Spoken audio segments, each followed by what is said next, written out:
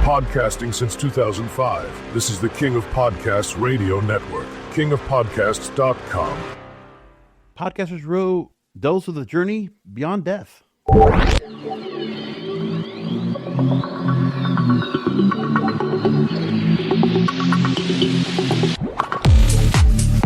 Welcome to Podcasters Row. We continue with another series of interviews with various podcasters out there that are putting out some really compelling content.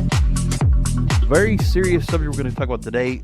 It is life after death, or just the feelings and the fears that we have about death coming to us. You know, we are mortal. It is inevitable.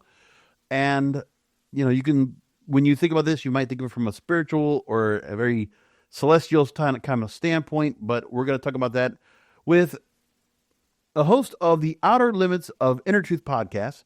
He is launching a new series called The Journey Beyond Death. It's an 18-part podcast series delving into loss, consciousness, and what may come after weaving together 65 original interviews with interviews from individuals from all walks of life, grief counselors, psychologists, mediums, and notably 20 individuals who had near-death experiences. And the series looks to go and be one of the most in-depth, compassionate, and thought-provoking explorations of death and the afterlife ever produced in modern media. And I'm here with the host. He's also a co-founder media relations specialist at Goldman McCormack Public Relations, Ryan McCormick. Ryan, thanks for being on with me. Thank you so much, Roger. It's a great honor to be with you, and I'm very excited to be here. So thank you for having me. This is a very heavy subject. Yeah. And I don't know, for myself, I could tell you that for years, I used to always have panic attacks about this kind of thing.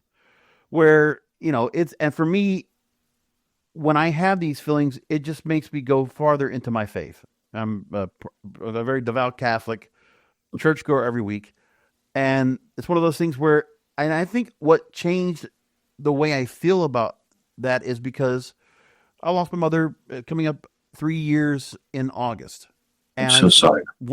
Thank you. I appreciate it. It's one of those things where I think when the loss of a loved one or just someone that's very close to you, that makes you reflect. It takes you from trying to ignore it or trying to dissuade from it. And it just makes you have to go ahead and focus on what to do with our lives and to make the most of our lives. Tell me about this series.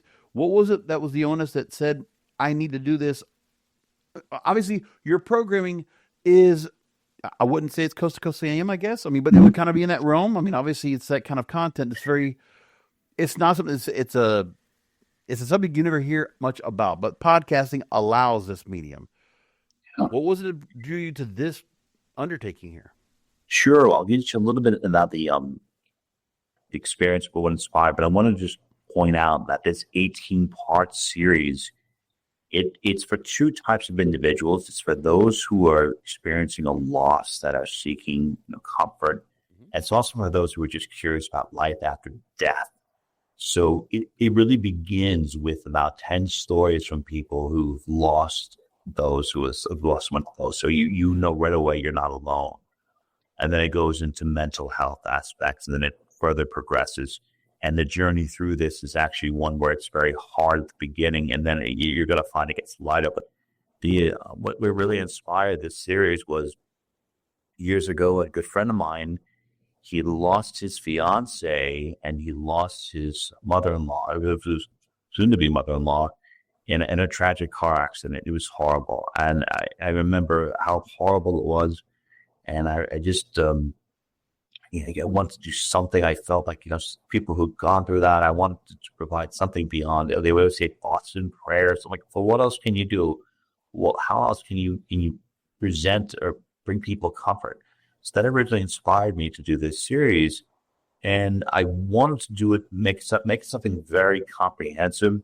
So it isn't just one or two people's perspective on this. It's very comprehensive. And I think when you do a comprehensive, in-depth analysis on something like this, you ultimately wind up with some really consistent messages. And I think that those consistent messages ultimately to provide peace and comfort. But the main inspiration for this was to provide someone some measure of peace and comfort. That ultimately what this whole thing came about. That's what inspired the series. And the truth is, it has to depend on the kind of delicate balance you have to go and have to where people that are coming into this, I think you're right. Yes, people are going to be in grief, people that might be feeling it in that moment or have been just feeling it for years. I mean, for many people, if you have a loved one, for my father, I know that, he was married 55 years, together 57 years with his wife. And, I can tell you that probably for the rest of his life, it's never going to change for him. He will still feel as much grief as he will ever be. And it's just, it doesn't normalize. It doesn't feel like it's anything. It's just a new normal and a void to try to fill. Just try to go and keep going and keep moving on with life. But then there also would be people that I'm sure that are always in the throw of being there for people that are going through grief or just going through that. When you're older, I mean, the funerals that you have to go through for people that things like that, or just knowing that mortality is, coming, it's starting to come to a precipice. It's one of those things where I wonder, when you decided to go and do this, why did you feel like you were the person that wanted to go ahead and put this together? Because it takes a lot of compassion. It takes a lot of out of you, because it's not anything that's happy. It's a lot of sadness. There's a lot of darkness to it. But at the same time, you're trying to go and do this to help bring light and bring some kind of hope or some kind of answers that people have about this here. I've always been a very insatiably curious person, and when Outer Limits of Inner Truth started, which was about 11 years ago, I was always trying to ask deep questions, and I always wanted to go in and focus on topics that were very uncomfortable. And this just comes from a personal development perspective. I find that when you go and you go in areas of your life that are uncomfortable, that's when you can get some good growth out of it. And I saw an opportunity. I said, well, I have this insatiable curiosity, and then I just happened to know all these people. I feel like my life was kind of building and developing. I was meeting all these people over the years. I feel like this whole series is one of the main reasons why I came to Earth. That this is one of my biggest things that I came to Earth to do, is put this together, because I just happened to meet all these different people. Yeah. And when I pulled back and I go, okay, well, let's do a series on death and compassion. And then I found all these different individuals. Well, we can find all these people. We can put all these pieces of the puzzle in. And when you listen to it, you can be a person of faith. You could be a person who doesn't have any faith, and you're still going to see a lot of practical tips and advice that can provide you peace and comfort. One thing I think is pretty interesting is, of those 28 people that have had near-death experiences, a number of them were Catholic, and a number of them were various faiths. And some of the people that we were talking to that are mental health experts, some of them are faith-based, some of them are not, but they're all bringing something. They're all saying something. And I believe that for the individual who is coming to just, maybe they're curious or they're looking for something, I think there's going to be one or two elements within this particular series that's going to provide an answer, or at least put them on the path to getting an answer that they're looking for. So was it really more about talking to people that had an understanding that they've experienced, or they've worked with enough people to give an understanding of what it feels like to feel that moment of what is life after death? Anything where, was there anything where you had to go, where you did talk to any spiritual leaders, anybody that was, funeral home directors, morticians, people that have experienced, maybe first responders that have seen death at firsthand, military, things like that? Of the people that you spoke to, tell me about who it was that you wanted to bring on to qualify the story, and also at the same time trying to avoid any skepticism that people might have, thinking this might be sensationalistic, this is kind of a gotcha kind of thing. Tell me about the balance there of who was the right people to talk to, who were the right people to talk to, and what to talk about. Okay, well, if we're just looking, there's two different answers to it. When it comes to firsthand perspective about losing someone up close, one of the first people that I had on was Neil Smith, and Neil is a well-established individual. He happened to be the general manager of the New York Rangers, professional sports team. Yes. And his son died in front of him, and it was so horrible and so tragic. And that's actually the first way we started out. So you basically start the show out through his eyes, and then right away it's like you immediately know that somebody's walking through with you on this one. As we go a little farther along, when we start with near-death experiences, one of the first people we spoke with was Dr. Jeffrey Long. And Dr. Jeffrey Long has done, he studied about 5,000 cases of people that have had near-death experiences, have been clinically dead, and they've come back and they've reported information. And I guess in the world today, sometimes you hear near-death experience, it sounds weird, it sounds paranormal, it sounds taboo. But the reality is that it's far, far more common than we even know about it. It happens quite consistently. A lot of people have reported having incredible visions, especially when they go to sleep, when you're in a dream state. So, but it's just like when we started out with him, he was providing a foundation of, okay, well, listen, I've studied 5,000 cases. These are some of the consistent messages. And then when we had the 28 people on that talked about their near-death experiences, there was a lot of rhyming and rhythmic, similarities to their experiences. And I think that because of that, a tremendous amount of comfort can be derived from this. Because some of these messages that are out there, I don't think they're an affront to anyone's faith. They're just another element out there. They're just showing you what perception is beyond this reality that we're currently in. Yeah. One of the episodes you bring up in episode 3 that's very important for me, and also just points me out, is, I work with Cannabis Radio. It's one of the full-time works I work with, and we do a lot when it comes to psychedelics, plant medicine, cannabis and all. And the episode is specific about psychedelics, plant medicine, hypnosis. We've talked a lot about, on that network, about ego death or various treatments, either with ketamine or with ibogaine, various ideas. And also even with, with his ayahuasca, any kind of retreats or any kind of ceremonies that can be done that bring people to their subconscious to experience what it is like, to go and see what it will be after life after death, or be able to go ahead and connect with someone that is dead that they can try to reconnect with again. And one of the people you talked to specifically, we were talking before the program, was Dr. Rick Doblin, who's founder of MAPS, Multidisciplinary Association of Psychedelic Studies. We've known about him for a long time, and that they're not an easy person to go and get to join, for the interviews. But you talk to them in this area, and what takeaways did you get from that area of psychedelics and how people have gone to that route? Obviously, for you, if it's things for like depression or various issues, just to go and get through addiction, things like that. But then this area of death, tell me about what you got taken away from that part.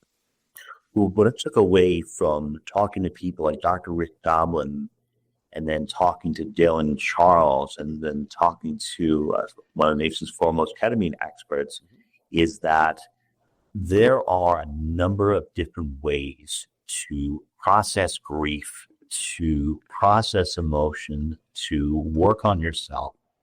And if you do ketamine, if you do ayahuasca, if you take MDMA, they're all paths to an ultimate goal, which is a healing and understanding.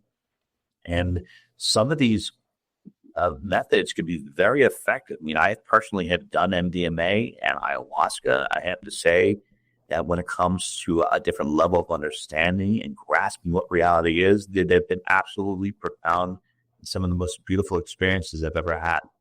And the idea that they're out there, that they're more common and that they're more mainstream, I think it's a great thing because it provides people another tool that they can utilize for themselves.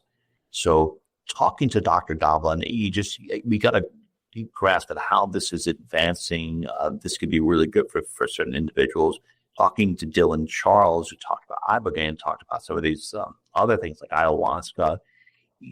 Some of these venues, they can be a little challenging if you're not used to ayahuasca. Basically, you'll take this medicine and you'll be you won't be able to. You'll be out for about 8 hours. You'll have DMT, and it could be a very beautiful experience. It can be another way of seeing yourself and processing reality. So, I think that I purposely included these things because I wanted people to have access to all different areas. Some will process grief through a grief counselor, or they'll do it on their own. But to let everyone know that you have all these options available, I wanted it because anyone could access this and say, well, that could work for me or that could work for me. But ultimately, to give you wrap up, I guess, a longer answer is that these methods like MDMA, they just they open up venues that people probably didn't have access to before, and that could be the perfect thing for a person. You also not only do it in the 18-part series, you have the 18 parts, but you also have sub-arcs in the middle where you have 3-part series that are on mystics and seers, and one in particular where you're doing after-death communication, a 2-part into that, where you're talking to psychic mediums, astrologers, and those that are, then they're going to go ahead and mention how they're going to go ahead and communicate with the dead, and that this is still a practice that holds true. People are still very much in search of trying to go and connect with people that have moved on, and if they're able to go and make a connection, and they feel like there is a connection, and I don't have any, I guess part of it is that you have to go ahead and take yourself away from just being grounded in reality here, that you have to have a leap of faith, no matter what, not things spiritually, but you have to go ahead and believe there's other things, more, there's a metaphysical part of the world. There's also the subconscious. There's things that you have to kind of open your mind up a lot more to really be able to go and gather what you're talking about here and what you found out. Well, I've learned that doing this 2-part aspect of after-death communication, it's like we have the gift of, those of us who are blessed, we have the gift of sight, hearing, emotions. But then if you look at those senses that we have, it's a matter of perception. It's a matter of expanding those. I think almost all of us have probably gotten an intuitive feeling, and we can't explain that. It's kind of hard. What's the scientific explanation? What's behind an intuitive feeling? If you start looking more into that, you may probably going to be able to perceive a little bit more about after-death communication. One of the 2 elements to that, I guess I'd say that we got a lot of information about, is that those who you love or loved ones, they have a tendency, or they can often communicate with us in dreams, because we are not in our physical bodies. Apparently our spirits are on a different plane, and we receive communication from there. We can receive communication through a number of different signs. My sister, this happened only a few days ago. She was at a hospital. She went to get something to drink, and apparently on Diet Coke, they have these names now. They put names on bottles, and she happened to grab 2 bottles, and they happened to be the names of my grandmother and grandfather. And we got into that as a sign that they were watching over her. So I learned that through this 2-part area, is that apparently we are immersed in signs. There are tons of indication that those who are not in the physical body are reaching out to us. And it seems like it's a big leap of faith in metaphysics, but if you just apparently if we work on our senses and expand our sensitivity and senses, we can perceive some of these. A lot of the metaphysical teachers I spoke with, they were talking about how if you are grounded, if you meditate, if you quiet your mind, you can just listen. A lot of this information is there. When it comes to some psychic mediums, they have the capability of interacting or communicating with those who are in spirit. I've had a number of situations where, I don't say call it a situation, but those who've been communicating information from those who are no longer with us. And the experience has been beautiful. And I think that for somebody who has lost someone, who is definitely mourning, you learn about, I'd say, 5 or 6 solid techniques on how to be open and how to look for after-death communication. The second half of the series is focused solely on near-death experiences, whether it's either researchers or survivors. Yep. Is there any kind of common theme among all these experiences that you learned that say, what did they see coming out of their near-death experience? Sure, I'll give you a number of them. One is that most all of them are saying that how strange it is that we believe that we're human beings. It's that it's such a, once you get out of the human body, you're in spirit, you're going to realize that the human body was just a vehicle for evolution, the same way we get in our cars. We get out of one car, we go into another car, and then while on the road, we look and say, well, that's a truck. Well, you don't look at the person behind it. And apparently behind all humans is a spirit, and it's a spirit looking for evolution, for growth, that's here for a certain experience. And it was really interesting that most people were talking about, okay, once you're out of the body, you're in a place of love. Like, this whole place is an illusion. It's not what real life is. It's not nothing close to being in spirit and being immersed in unconditional love. And apparently when you get out of the body, you get something called a life review, where you remember, you relive all elements of your life, and you also relive how people were responding to your actions and thoughts. So, sometimes I was always worried, like, all these bad people who do these bad things, why doesn't something happen to them? Well, apparently at the end of their lives, they experience what they put out. I found that to be soothing, but also scary at the same time, because I don't want to, I'm worried about how my actions have affected others. And there's another thing, Blunt, some of the other great aspects is that people seem to all be reunited with their family and their friends, and they go to a beautiful place.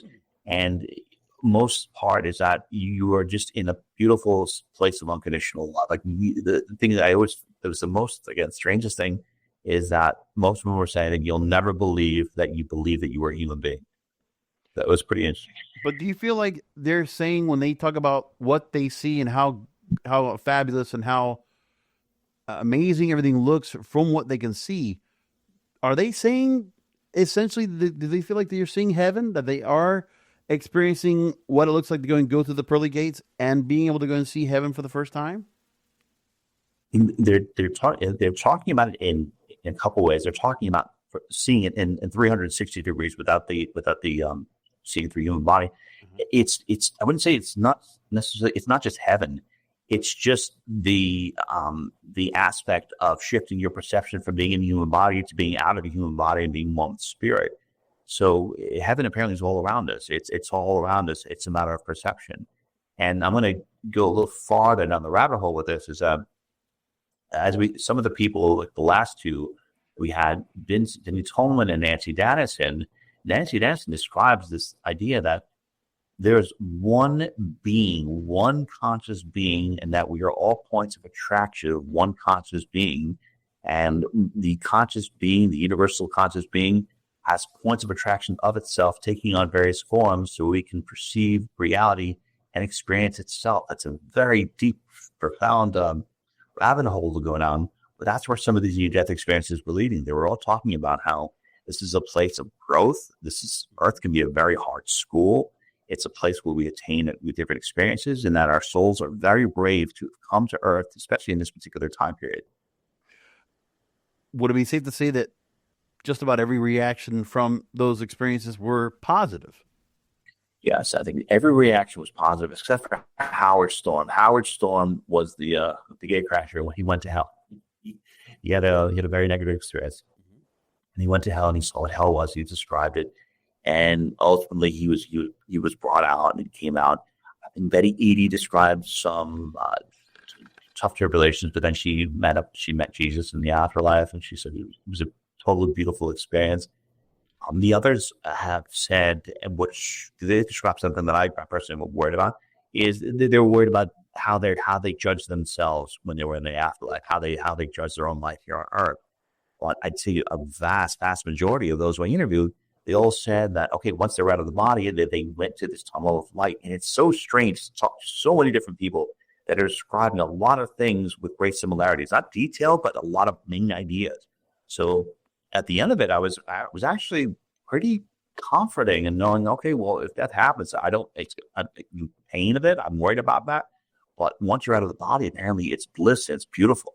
So there were some people that said they were able to go and see themselves out of body, or they could actually see themselves almost as a ghost, like the movie Ghost, and they were able to go and see their loved ones after they've passed, as they would see it. They were able to go and see that and envision that as well. Yep, they were. Some people they hovered above their bodies in a hospital, that they were able to hear things that they couldn't hear before. So they were fully aware of what was going on, but they all got to their places differently. Most of the time, when people get out of the body, from what we talked about in the near-death experiences, is that they still have the perception that they're in a human body, even though they're out of the body. And then once they realize that they're out of the body, their perception starts to change. They start having a wider perspective. They start being able to see things and hear things in like 360. And then they are able to start perceiving different things that they couldn't do before. And one of the aspects of ayahuasca, which is known as the vine of death, is to kind of give you a preview of apparently what death is like. And having done it before, I've noticed a great expansion of consciousness on that during that experience. I would call it very beautiful and almost like being a waking dream. And some of the people we've also talked with as well said that you think about death, and we're all worried about this, but it's actually something. It's pretty profound and beautiful. It's something where we're all going to go through. We're probably going to go through multiple times, and we're going to just keep on coming back and reincarnating, apparently, until our spirit learns all the lessons it's supposed to learn. So I want to just point out two people that you interviewed. You brought up Howard Storm and being one of the negative experiences. Did he ever make mention of maybe, if he had to go to confession or something like that, or he had to go ahead and make mention of any kind of sinning that he did? Did he feel like, and overall, was he a good person, or do you feel like because of the fact that he felt like he went to hell, it's because of the fact that he might have done some things in his life that might not have been good to know? I mean, of course, didn't say it, but like, was there a reason he felt like he was justified as to why he saw that experience and didn't see heaven like the others? He, according to during the interview, he was very he was an atheist at the time, and he wasn't living a holy life, right, shall we say? So he had lived a life where, I mean, according to him now, it was not a very honorable life, and the person he became after the experience is completely different. Now he's a Christian pastor. So wow, he's a Christian. I would have figured agnostic, but he actually became a man of faith. Decided to. Yeah. Wow, that's amazing. Yeah, it's pretty amazing, and I'd be happy to put you guys in contact. And well, let me ask you about the other person I saw, Karen Reese, being a survivor and then becoming a psychic medium. Like, that's the thing of where that experience was so clutching, and it made such a life change for them that they decided, well, they're going to go into a different path altogether. Yes, and some people, when they return, their perception is increased. They have different abilities. I think it was Joyce Keller as well. I think Joyce had 3 near-death experiences, and her perception had changed. And there's this sometimes there's this taboo about perception and how can people see or hear things. But I guess according to not only the people in the afterlife, the near-death experience survivors, but the metaphysical teachers, is that we can all grow our perception and start feeling and seeing things. Our intuition can always grow. I'd say that my intuition has increased a lot in a number of years because, if I do meditating or just walking or just being at ease and peace and just listening. So there are a number of different things you can do to increase your perception. But to come back to what you said about Karen Reese, it's pretty amazing how somebody can have an experience like this and come back and be able to see things they couldn't do before. So we're going to wrap things up real quick. For those who want to go ahead and find the series, you can go initially to Outer Limits Radio. So think the old TV show in the 60s, outerlimitsradio.com. And you'll see right on the homepage, you'll see there for the Journey Beyond Death. Or you can also just go ahead and add / Journey Beyond Death, and you'll find the whole series there. 18 episodes. And how did you feel yourself after going through the series, doing the interviews, doing the prep, going through editing these shows, getting them ready to be published? How did it change you ultimately after the experience? And how have you slept after that kind of thing? Because I'm all those stories, that's a lot of trauma to go ahead and uncover, and a lot to be learned about. That's a lot to take in. It's very ambitious. Yeah, thank you. It's first of all, I'm so happy. I'm so happy to be able to present this and offer this. It's just, it's a rush. I don't know. That's what Trump said. I just hope it helps people. And in going through all these experiences and listen to what people have to say, it didn't affect me in the negative at all. It's just that I'm so excited to think that somebody could hear this and that they're in pain, they could feel better. And I really do feel that this is one of the best things I ever did with my life. I feel like this is one of the reasons why I came to Earth. This is one of the reasons why I was put on Earth to do this and to drive my life crazy. And so I think I'm 2 for 2 as far as my mission. I probably have other things I had to take care of, do. But it was just a complete and total honor to put this together. And I just hope it offers people some peace and comfort and maybe answers some of the questions about the afterlife. I'm curious what kind of response you get back on this and what kind of feedback you do. What would you do? I mean, is there anything that you're looking at that would be a follow-up to this at all? I mean, what other content do you feel like you'd want to explore now that you've already done this here? Based on what you've already gotten from this particular series, how much has it changed what content you'd like to go ahead and create and present on? It has doing this series. One thing it has is that it has laid the foundation for other feature series that I'm going to be doing. I did a 4-part series on weight loss, and we looked at the physical and mental health elements, and then the metaphysical side of weight loss, which I'm very curious about. So I think that with this series has laid the foundation as far as how I want to approach things in the future. So I would say that we're probably going to do additional episodes to the Journey Beyond Death. We'll say the Journey Beyond Death. We're going to do one specifically on animals in the afterlife.